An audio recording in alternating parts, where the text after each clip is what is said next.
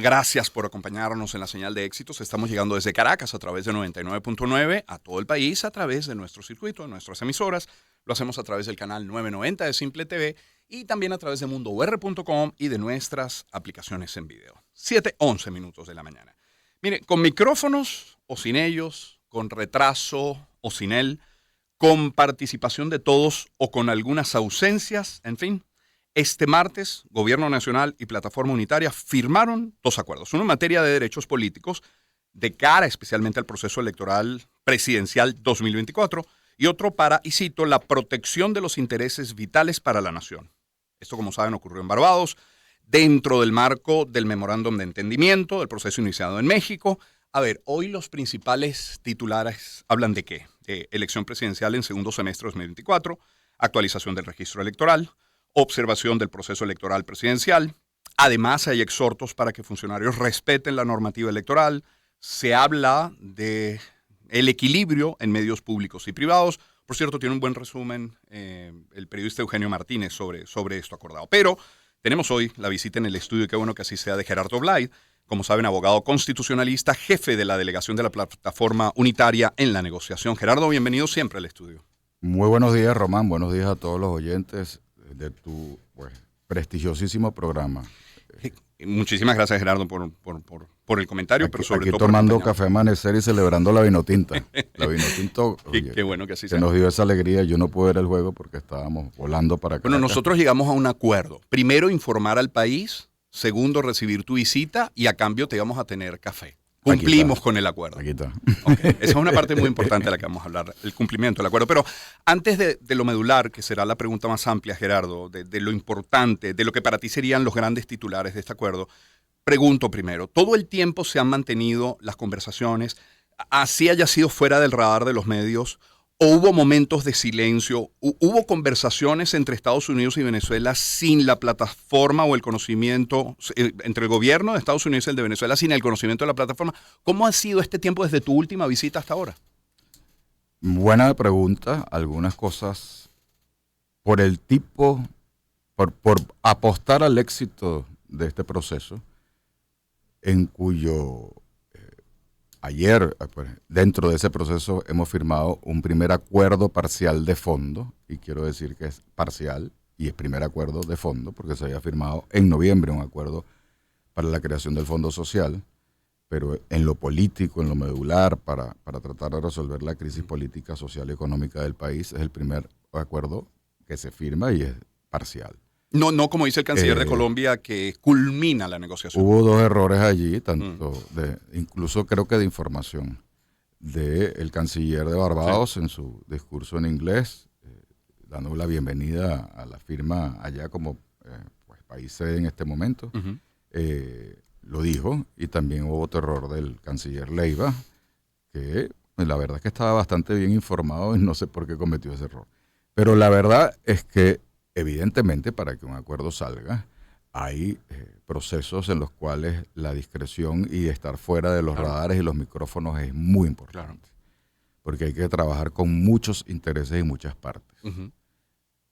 Por un lado, tienes que identificar muy bien cuáles serían los incentivos que tendría Maduro y su gente para sentarse a negociar con la oposición venezolana y lograr acuerdos. ¿Cuáles son los intereses de la oposición venezolana, que tampoco es monolítica, sino que es muy variopinta? Y cómo tratar de llevar esos intereses, la mayoría de ellos, los más relevantes, al proceso y a la mesa de negociación. ¿Y los intereses de Estados Unidos? Porque hoy se habla de un acuerdo entre gobierno y oposición, pero no se menciona Estados Unidos. Yo sería mucho más amplio incluso. Los intereses de la geopolítica mundial y de las democracias y el occidente, incluyendo a los Estados Unidos, ¿cuáles son sus intereses? Y cuáles son los intereses europeos, por ejemplo, que en un mundo que ha cambiado enormemente. Desde la invasión de Rusia a Ucrania hasta los sucesos que están en este momento ocurriendo en el Medio Oriente, que no se sabe qué va a generarse, pero que existe esta alerta mundial tan peligrosa. Hay intereses geopolíticos, hay intereses petroleros, hay intereses de gas, hay intereses en la geopolítica en específico, traerte a Venezuela o sacarlo de pues, ese aro de influencia de países que están en conflicto hoy en día como Irán, Rusia, etcétera, y traerlos hacia acá, hacia el occidente y hacia una geopolítica distinta. Entonces, conjugar todos esos intereses significan reuniones incesantes y constantes con todas las partes, venezolanos primero, luego el régimen y luego, no puedo decir esa palabra aquí creo, Maduro y su gente y luego definitivamente la comunidad internacional y especialmente nuestros aliados que están comprometidos en una solución pacífica, democrática y en elecciones justas y libres para Venezuela. Cuando hablas de nuestros aliados, ¿son los aliados de la oposición o del país? En primer lugar, creo que hay aliados de la democracia venezolana. En segundo lugar, han identificado nuestros aliados, y cuando yo hablo como de nuestros aliados, hablo como el coordinador de una delegación de la plataforma unitaria en el proceso de negociación. Y nuestros aliados evidentemente son muchos, pero hay unos que tienen un poder en el mundo mucho más importante o más fuerte que otros, cosas de hecho. No voy a calificar. Y que tienen entre manos algo que aspira el Ejecutivo Nacional. Exactamente. Entonces yo no te puedo en este momento revelar qué ha hecho, por ejemplo, el país al que te has referido de manera directa, los Estados Unidos de Norteamérica. Pero si lees declaraciones de sus propios funcionarios, de Brian Nichols, por ejemplo, el subsecretario de Estado, vas a determinar que para ellos es fundamental el regreso de la democracia a Venezuela, que nadie que aspire a ser presidente en Venezuela pueda se le pueda impedir esa aspiración democrática, que haya observación internacional. Si ustedes revisan esa declaración hace un mes y medio, van a ver cuáles, en cuanto a la democracia venezolana, constituyen los intereses del Departamento de Estado de Casablanca, de la administración del presidente Biden. Es un vocero de los más calificados. Sí. Si ustedes, además, entendemos que en ese contexto internacional, los Estados Unidos y su administración, y creo que eso es una aspiración bipartidista, quiere que en Venezuela no solamente haya democracia, sino que se solucione el problema migratorio, que es un problema incluso interno dentro de los Estados Unidos, donde pues muy inhumanamente llega un gobernador de un estado y porque es de un partido montan a nuestros venezolanos en un autobús y los lanzan para otro estado donde el gobernador es y van a un proceso electoral el año que viene. Claro. Entonces se puede convertir esto en un tema electoral interno o está convirtiéndose en un problema electoral interno. Pero además hay una presión continental para que este problema pueda ser de alguna manera minimizado o bajado y apuestan a que Venezuela tenga democracia y que tenga además recuperación económica para que eso no siga sucediendo, lo cual creo que compartimos todos los venezolanos. Nos parte el corazón ver a nuestros venezolanos caminando por el continente para buscar un mejor futuro, porque aquí no lo tienen, esa es una verdad. Ahora, el proceso de negociación o los procesos en general, si se llevan todo el tiempo a los micrófonos, y por eso es que yo no hablo casi, sino que mi trabajo es negociar, que hablen los líderes y que hablen los líderes de los partidos, de la plataforma unitaria, creo que es lo correcto. Sin embargo, cuando hay hitos, como el sucedido ayer, pues me toca evidentemente salir a explicarlo, lo que firmé y con lo que firmé en nombre de la plataforma firmamos los delegados. Es Gerardo Light quien nos acompaña. Gerardo, y de lo que firmaste, más allá de lo que son titulares o lo más destacado para la gente, ¿cuáles dirías que son los puntos principales de lo acordado, los más importantes, los destacados, los que sientes que pudieran cambiar el destino, la situación de los venezolanos? Sabes que esta mañana revisé en algo las redes y la principal crítica que conseguí para responderte a tu pregunta era, están firmando que van a cumplir la Constitución y la ley. Sí. Comentario recurrente. Y yo me preguntaba, bueno, es que entonces reconocer en un documento ante la comunidad internacional que en Venezuela no se cumple la Constitución y la ley, porque si lo tienes que firmar, es que simplemente míralo hacia futuro. Y algunos critican que esperaban más que un acuerdo, que es un acuerdo de sesiones entre partes, esperaban casi que una rendición. y eso no es una negociación ni es un acuerdo negociado. Entonces, en todos los aspectos que se comprometa el Estado y quienes manejan el poder en Venezuela a cumplir la Constitución y las leyes de la República, es fundamental haber logrado eso, porque hasta ahora lo denunciamos siempre y simplemente no lo conseguíamos. En puntos concretos, yo voy a hacer un resumen que además contradicen algo, lo que expresó Jorge Rodríguez ayer en la isla de Barbados después de mi intervención, sí, pero que me voy a referir a lo que está en el texto del acuerdo. No. ¿Y qué está en el texto del acuerdo? Este es el acuerdo original, además, los que están siguiendo la transmisión por YouTube.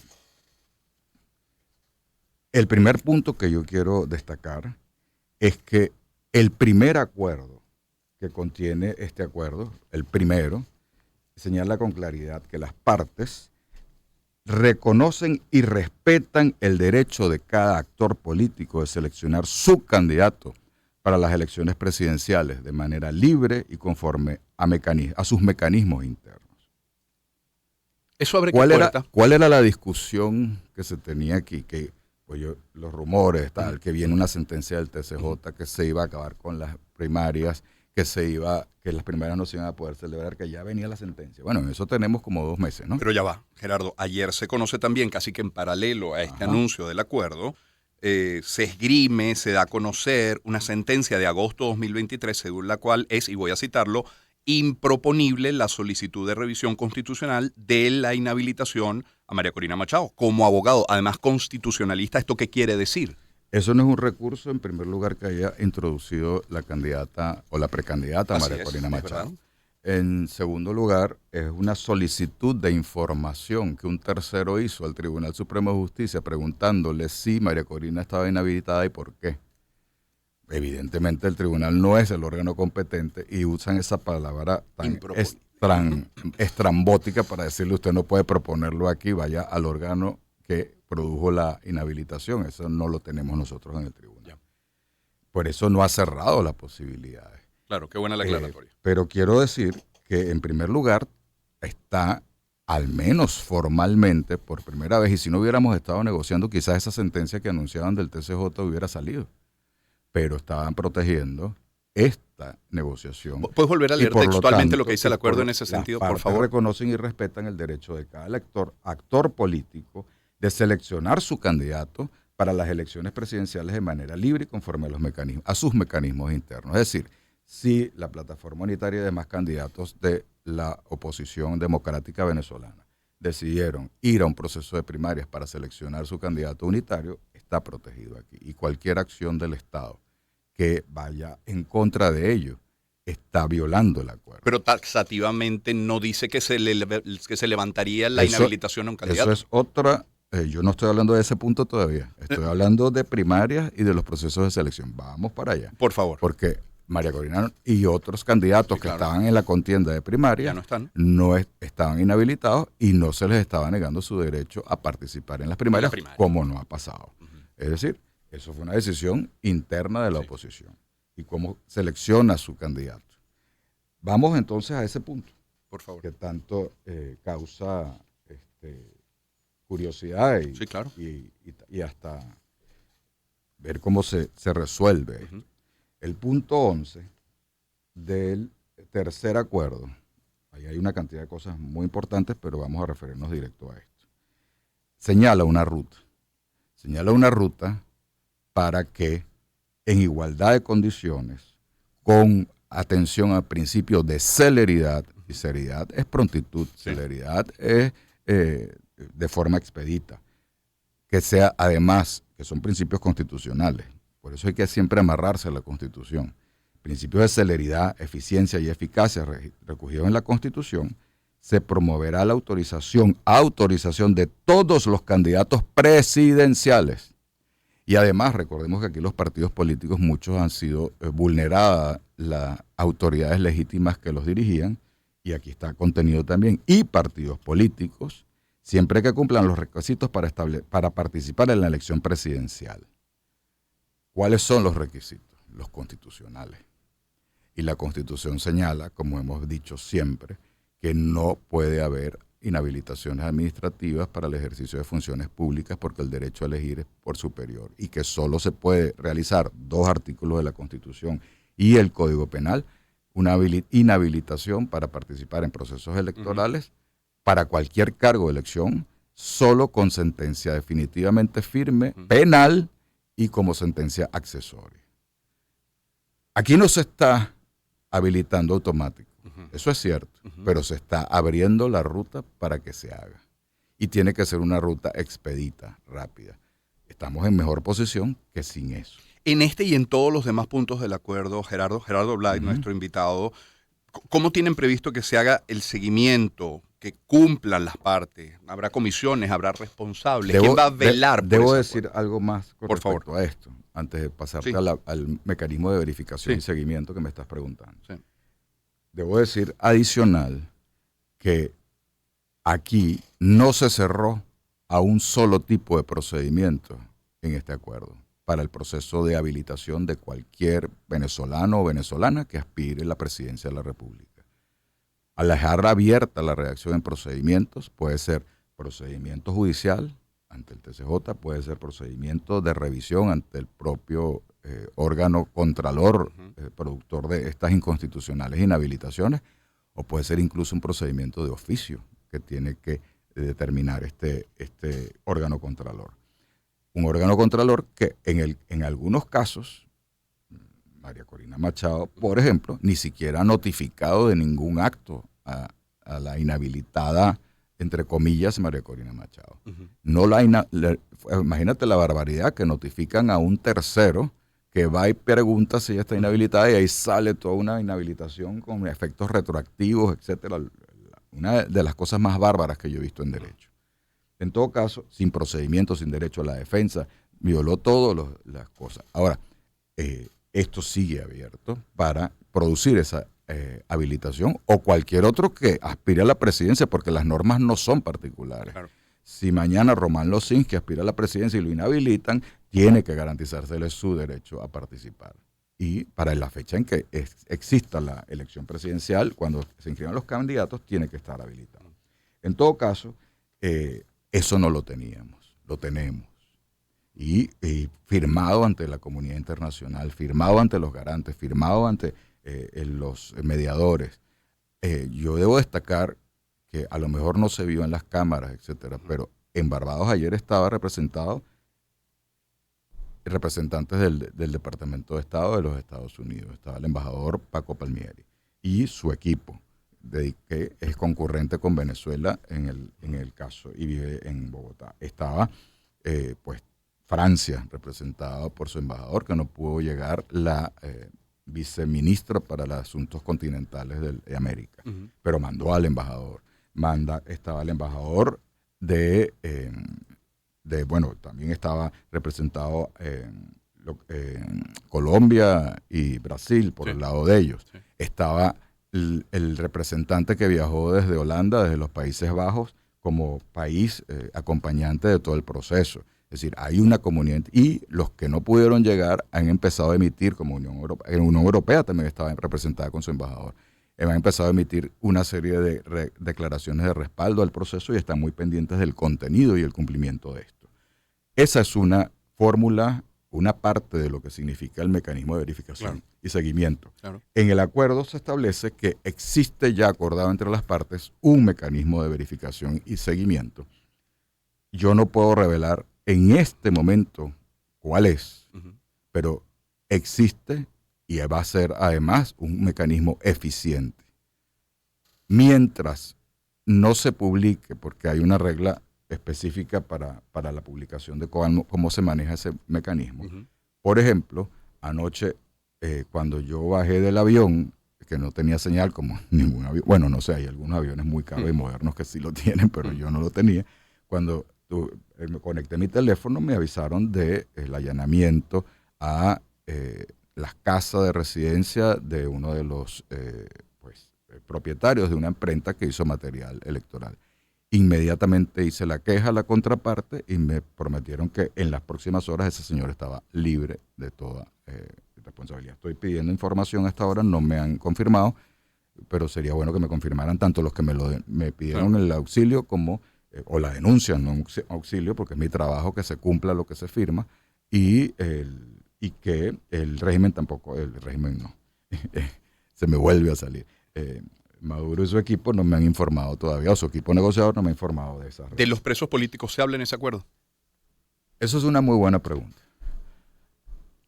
Hay gente que aspiraría que un acuerdo dijera que existen presos políticos, que existen torturas, que existen detenciones arbitrarias, que existe violación de derechos humanos.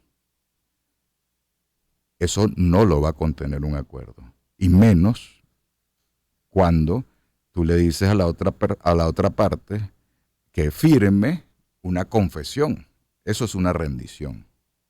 Sin embargo, existe un mecanismo que no está público, mediante el cual, pero sí hay una referencia en nuestro acuerdo de manera clara, al respeto a los derechos humanos, y eso significa la necesidad de la convivencia, el diálogo y el respeto a esos derechos humanos necesitan ejecutarse.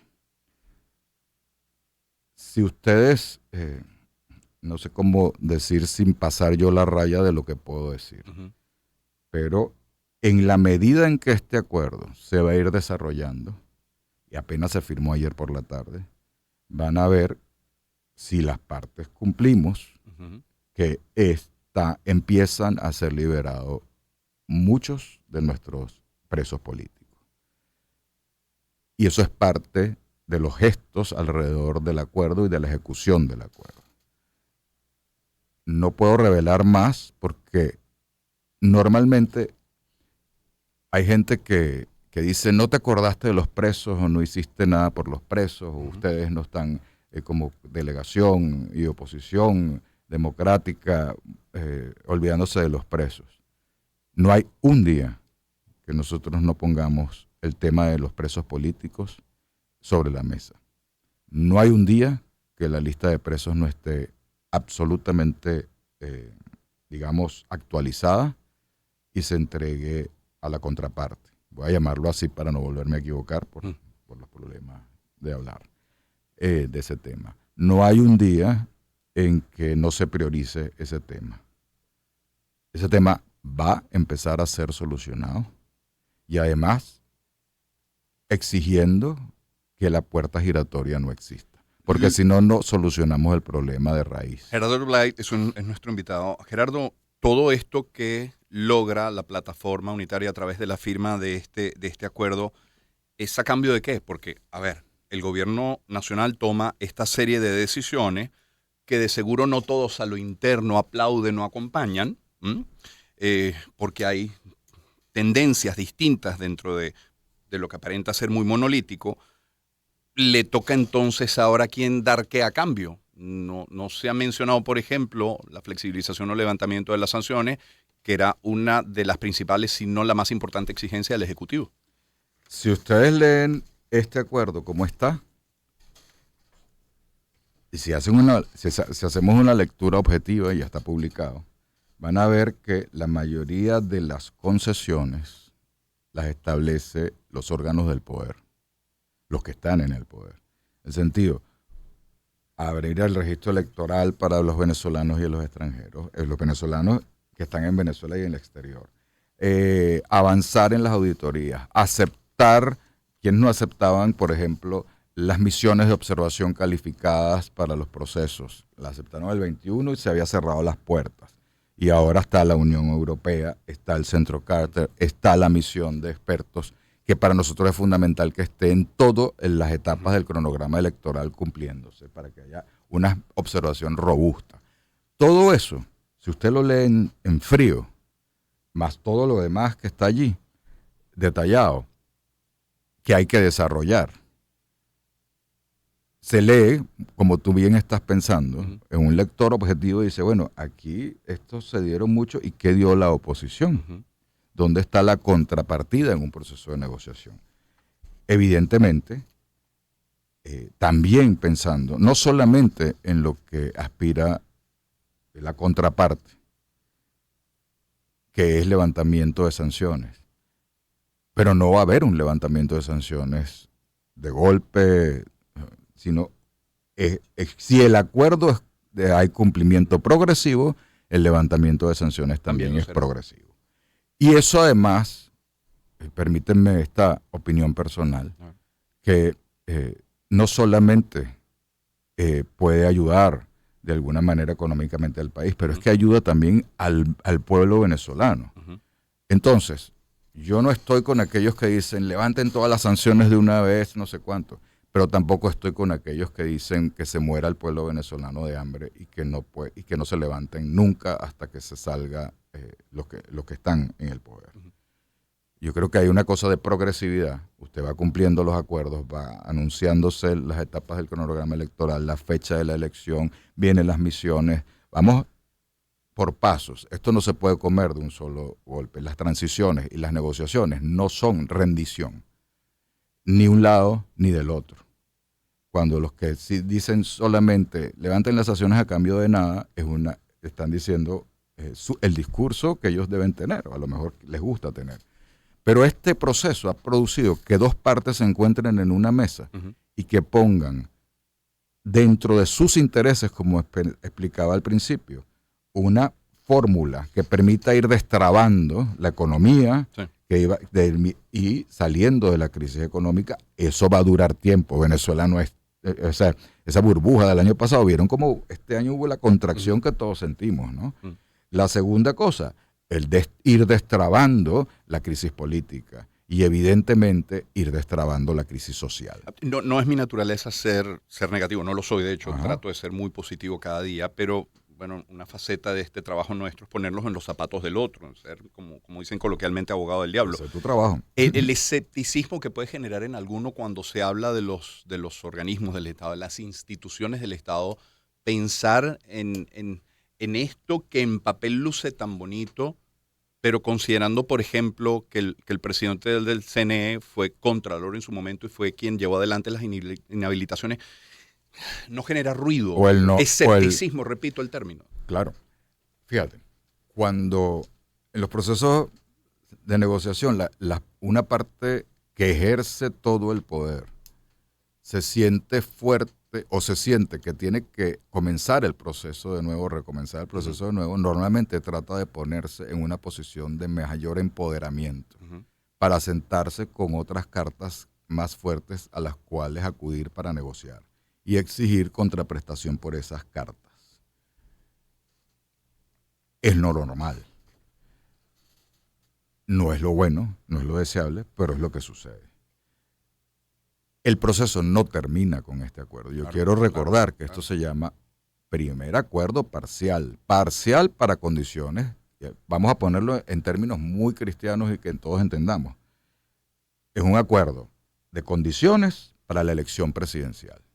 Pero la agenda del memorándum de entendimiento suscrita en México, que invito a que la relean, es pública, allí están los temas de reinstitucionalización del país. Ahí está, por ejemplo, que hay que negociar qué va a pasar con los poderes públicos, entendiendo que no están en este momento constituidos como dice la Constitución. Y valga la redundancia, pero es que tengo que referirme a ello porque la Constitución es la que señala que el Poder Judicial tiene que ser autónomo e independiente, que los poderes las instituciones del Poder Ciudadano también lo tienen que ser, que tiene que haber un fiscal autónomo, que tiene que haber un contralor autónomo, que tiene que haber un defensor del pueblo autónomo. Todo eso. Entonces, si no nos amarramos a la Constitución para las exigencias de esta nueva etapa o fase del proceso de negociación, como nos amarramos para esta anterior. Amarrarnos todos. Todos. Es nuestra gran salvación para los procesos. Es decir, estamos reconociendo que no existen instituciones independientes autónomas y queremos autonomía e independencia en esas instituciones. Queremos venezolanas o venezolanos probos como magistrados, como contralor, como defensor, como fiscal, que no respondan a una línea política. Todo eso es lo que entra ahora a negociarse. ¿Y qué más entra a negociarse? Entra a negociarse también cómo estabilizar la economía. Eso es verdad. y entra a negociarse duro. ¿Por qué? Porque también el hambre del pueblo venezolano hay que atenderla. Pero todo tiene que ir en equilibrio y en progreso. No puede ir en entregas. Ni ellos van a capitular, Sí. ni nosotros vamos a capitular, ni la comunidad internacional va a capitular. Entonces estamos todos tratando de enlazar intereses, algunos son comunes, otros no. Sí. Donde si fueran todos comunes no habría negociación. Y en ese Y sentido, no hay transiciones, estimado Román. Sí. Hay dos tipos de transiciones. Para hacerlo muy simple, la teoría de las transiciones, tú has tenido aquí a gente muy experta, y John, por ejemplo, etcétera. Pero usted tiene transiciones que vienen por quiebre o transiciones que vienen por negociación. Transiciones que vienen por quiebre, bueno, la parte que venza sobre la vencida impondrá las reglas y casi que firma una capitulación de todo y se entrega. Esas son transiciones abruptas y hay transiciones definidas por procesos de negociación en los cuales hay que ir cediendo para ir buscando la transición hacia la democracia. Que no tenemos democracia, sí, que no se cumple la Constitución, sí, que no hay reglas de juego claras para los procesos electorales, sí, pero hemos conseguido un avance importante para el proceso presidencial. Vamos a seguir trabajando para obtener más respeto, primero, no más, respeto a los derechos humanos, y eso significa, cuando tú hablas de derechos humanos que están por encima incluso de la Constitución de los países, estás hablando del cese de persecuciones arbitrarias, de detenciones arbitrarias, de violaciones de derechos humanos, tales como, yo no quiero decir las palabras, pero ustedes saben lo que estoy diciendo respecto a no solamente a las detenciones, sino al abuso de la fuerza pública del Estado en contra de ciudadanos a los cuales puede incluso torturar o peor que eso. Esas cosas tienen que parar en Venezuela.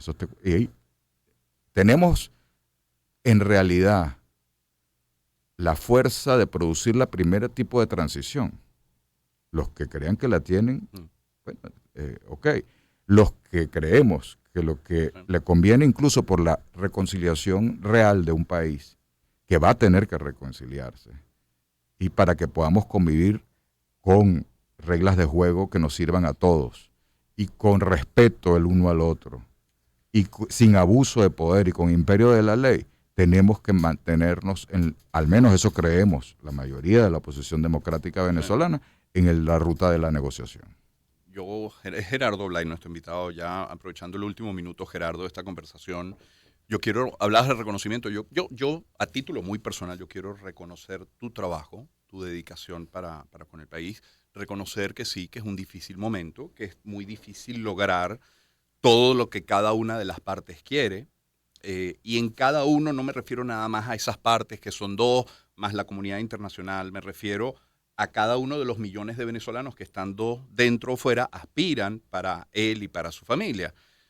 Coincido en que creo que es momento de tratar de encontrar, por difícil que sea, los puntos comunes, las coincidencias, los que compartimos todos como venezolanos, insistiendo que es un momento complejo, que es un momento difícil y como dijo uno de nuestros invitados esta semana, comenzando la semana cuando ya era inminente el anuncio del acuerdo, cualquier avance es positivo. Yo creo que eso hay que reconocerlo y uno no lo dice desde la ingenuidad, sino desde la necesidad de un mejor presente, de un mejor futuro, esperando que los líderes estén de uno y otro lado a la altura de qué, de las necesidades de la gente, que son muchas y son muy gruesas. En ese sentido, pues agradecerte toda la dedicación que tienes. Gracias, Román. Bueno, son 3 años de trabajo y creo que vamos a seguir por más tiempo. Hay que tener aquí la resistencia, la paciencia y seguir, y las cosas cambian. Fíjate cómo este año ha sido tan movido, Sí. que una negociación que en noviembre pasado parecía muerta, se restableció por lo que han pasado en el mundo. Sí. Y los intereses de la geopolítica mundial y de la economía mundial. Claro. Y ha obligado entonces a sentarse de nuevo en este proceso. No puedo decir desde cuándo, pero hemos estado en los últimos meses trabajando muy duro. Y yo solo, más allá de lo que me has dicho, que agradezco enormemente, y no hacemos esto Yo no aspiro a ningún cargo y nada por el estilo. No me interesa volver a la administración pública. Ya hace casi 8 años salí y estoy feliz como abogado en ejercicio. Pero sí creo que es importante un mensaje que a lo mejor yo, que no hablo mucho en los medios, porque un negociador, repito, no debe estar en los micrófonos, debe estar haciendo su trabajo. Y yo entiendo que tus colegas periodistas buscan siempre el tubazo, etcétera, porque es su función. La mía es tratar de llevar un proceso de negociación lo mejor que humanamente puedo para lograr democracia y transición democrática en Venezuela. Entonces, creo que en este momento hay cosas que están protegidas en este acuerdo. Este acuerdo parcial es importante para la elección presidencial, es insuficiente para el restablecimiento completo de las garantías constitucionales democráticas y el respeto a los derechos humanos, pero es un acuerdo parcial. Y es un paso adelante para poder determinar que nosotros podemos seleccionar a nuestro candidato o candidata presidencial por nuestros procedimientos propios, que podemos avanzar en obligar, o por lo menos podemos avanzar en que las instituciones del Estado respondan a lo que manda la Constitución. No es a lo que manden las partes o a lo que mande Blyde o a lo que mande Losinski, no, a lo que manda la Constitución. Y creo que tenemos tiempo también. Desgraciadamente hemos perdido mucho tiempo en otros procesos que no han podido llevarse a feliz éxito, pero creo que tenemos tiempo de seguir fajados. Esta delegación es plural y esta delegación ha trabajado durísimo. A mí solamente me toca ser la cabeza, coordinar, pero ha trabajado durísimo cada uno de los partidos. Debo hacer una mención muy especial al compañero Lester Toledo de Voluntad Popular, que ha hecho un trabajo enorme para que este acuerdo se diera a la luz, más allá de todos los otros miembros, pero con él hubo una situación especial ayer, que no quiero referir públicamente, ya él sacó un comunicado de su partido, pero no pudo firmar el acuerdo ayer. Y nuestro trabajo es que pueda Voluntad Popular y su delegado también suscribir los próximos acuerdos y mantenerse en la mesa de negociación. Ese es uno de los retos importantes que tengo en este momento.